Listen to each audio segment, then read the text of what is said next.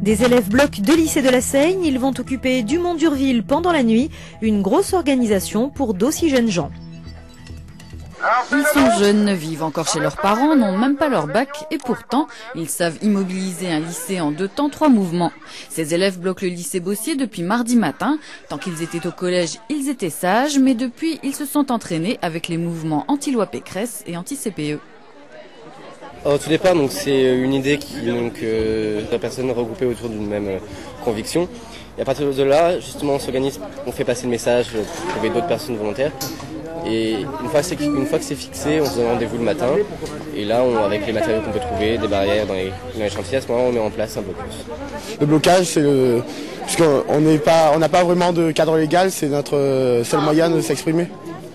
Même si c'est considéré par certains un peu radical. Tout commence par une assemblée générale le matin, suivie du blocage des entrées, d'un rapport chez le proviseur, de réunions avec les profs et de tracts pour les parents d'élèves. Autour du noyau dur, on trouve des élèves plus modérés. Ils ne suivent pas systématiquement tous les mouvements, mais sont mobilisés cette fois-ci. Le bac, on va bosser, c'est pas le souci. C'est pour les options, vraiment, moi, c'est vraiment les options et les suppressions de postes, je trouve que c'est très important et il faut se mobiliser. Pour lundi matin, ils organisent un gros rassemblement devant l'inspection académique, suivi d'une manif dans Toulon.